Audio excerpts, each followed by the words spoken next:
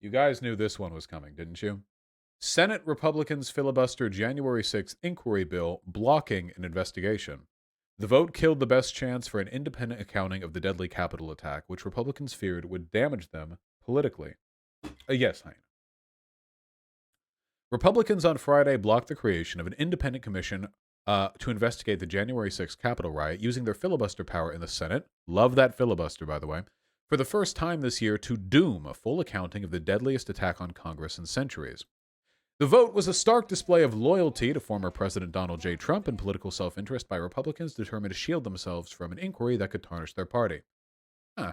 That's surprisingly direct language for the New York Times. Much appreciated, I guess. They feared an investigation that would remind voters of the consequences of Mr. Trump's election lies and how Republican lawmakers indulged them, spurring their supporters to violence. Now, you kind of know how the rest of this is going to go. It seems like everything we're reading right now is a pretty self evident conclusion of the information that was made available to us, well, months ago. So I wanted to talk for just a little bit with you about the situation that we're in with the Republican Party, okay? So let's not mince words here, all right? The Republican Party is in favor of what took place at the Capitol. They are in favor of it, okay? We are now at the point of the Republican Party's endorsement of terrorism being equivalent to that Schrodinger's asshole situation. The kind of guy who would tell an offensive joke and then decide whether or not it's a joke based on the responses of the people around him. If they like it, he was serious. If not, then not. The Republican Party is utterly and completely committed to the destruction of democracy. It's evident in everything they push for in government, making it harder to vote, obstructing voting specifically to target certain groups of people which favor them, the suppression of laws and of rules and mandates which make it easier for people to access a vote, the complete and absolute stonewalling of any serious voter reform, which they're categorically opposed to, and the fact, first and foremost, that they continue to lie about the fact that Donald Trump lost that election. I've said this before about fascists, and I use that term with great severity in its application to the Republican Party, but they don't actually believe in anything called empirical truth. They don't actually believe that there's a such thing as a committed person with a dedicated set of beliefs that they will adhere to, even if it's politically inconvenient. To them, reality is whatever they want it to be. That's the reason why the whole Republican Party was against Trump. They said horrible things about Trump back in 2015, 2016, but then as soon as he grew to power, all of them fell in line. And I mean all of them. It's actually insane when you look through the quotes and statements made by all of these Republican officials that are currently lapdogs of Trump. All the stuff they said about him back then. They don't really have principles. They just follow power, which unfortunately is a fairly effective political strategy, even if it's horribly destructive and unethical. They really don't mind being dominated by somebody like Trump, or really by any autocrat who just happens to luck into public power. They just like being part of that wave. They like being part of that ride. They want to be in the in-group. It's honestly really similar to a lot of what took place back in, I'm going to say it, Nazi Germany. If you look at the specifics, the internal dynamics within the Nazi Party, there actually was a lot of disunity in terms of military strategy, governance, rhetoric, the ways in which they wanted to consolidate their rule. But as it became more and more clear that Hitler was going to be the guy, they just fell in line.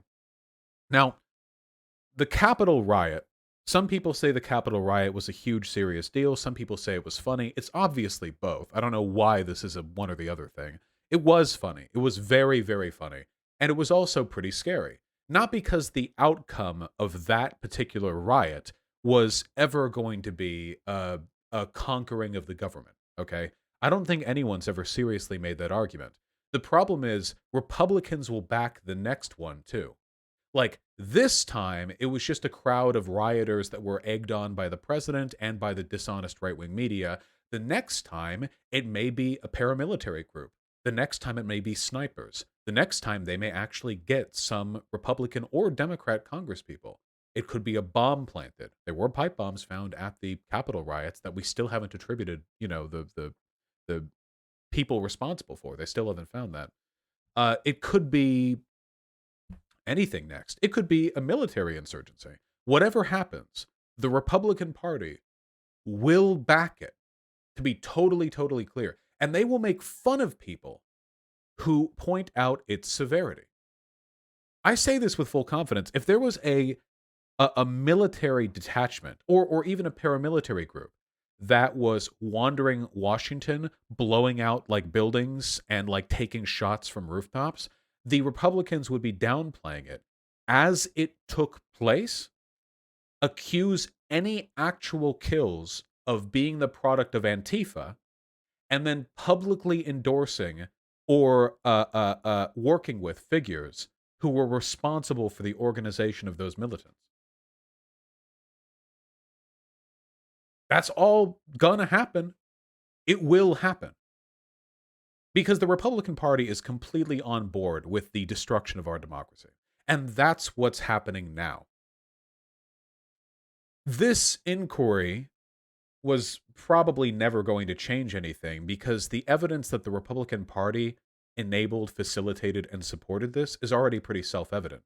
You know? Like, we already know. What information could they bring up that condemns the Republican Party more? You know? Would it have led to actual trials? I sincerely doubt it, because of the way these things tend to work.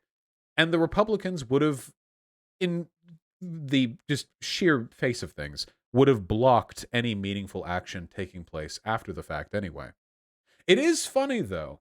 I will say this. It is extremely funny how gung-ho all the people on the right were saying that all the violence was done by Antifa, but now they're blocking an investigation. Because they never actually believed that. All the far-right people saying, this is Antifa, this is an Antifa false flag.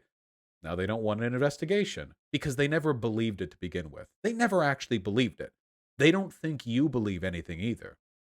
In the mind of a fascist, what needs to be said, the truth that needs to be told, is suited entirely for the moment. It doesn't have to have anything to do with reality or the truth that was the case the day before or the day after. It's just the truth for today. What's that quote from Sartre? You know, the anti-Semite loves to engage in bad faith debate because they don't believe in words.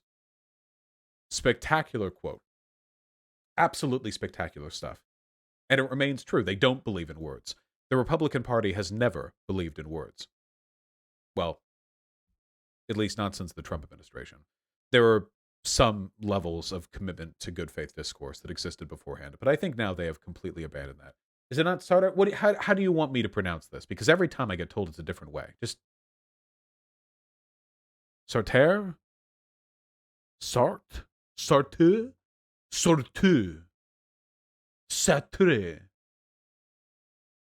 Satri, perhaps. Maybe I'm the one who doesn't believe in words, huh? Bosh, who cares, lol. Apparently a lot of people. Look. This is going to keep happening until the Republican Party is made politically irrelevant.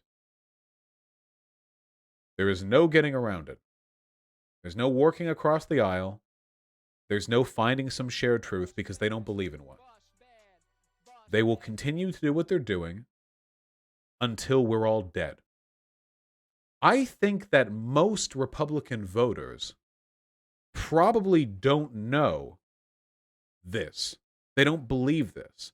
I'm not of the opinion that the mass of Republican voters themselves are as committed to this absolutely nihilistic rejection of empiricism. At least not to the same extent as the people they elect.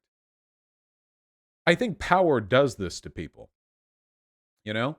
It's one of the reasons people hate Bernie Sanders. Other politicians, I mean. Now, Bernie Sanders is a man with principles, if I've ever seen one. What was he doing in the 70s? The same shit he's been doing today. Exact same stuff. Guy hasn't changed at all. He loses the hair and he keeps the talking points. Bernie Sanders, he knows what he believes and he's been saying it for longer than I've been alive. Consistency king. True. But I think a lot of people that get into power And they have convictions when they get in there. But slowly, over time, they make these sacrifices. They make sacrifices to power. Think of Hillary Clinton. Nobody's born evil. I don't think much of Hillary Clinton these days. But she's been in the seat of power for a fairly long time, or adjacent to it at the very least. And I think that over time, bit by bit by bit, you make these little sacrifices. You used to be principled on this thing, but now nothing gets done if you act like that. You have to. I'm not comfortable phrasing this thing this way to the journalists. This feels dishonest, but everyone else does it. And if I don't do it, there will be a field day in the news media, and it's all going to focus on me, and it's not going to be good. It's misfo. I have to do this. I have to do this, and you have to do this and this and this and this and this and this, and eventually you're empty. And the only real difference between the old Republican Party and the new one is that it used to be that process took time. Now people enter empty. Marjorie Taylor Greene, you know, Madison Cawthorn, they enter empty. They adopt all the rhetoric, all the nihilism, all the shallow talking points of the Republican Party. And because they're internally inconsistent, it just boils in their head and in their brain until there's nothing left. And then they get into government. Does that make sense?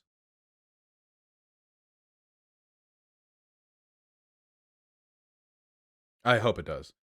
It sounds like armchair psychology, but this is um a fairly studied component of the, I don't know, the mentality, the thought processes um behind fascism. Marjorie Taylor Greene is the future of the Republican Party. We cannot allow the party to continue to exist as it does now.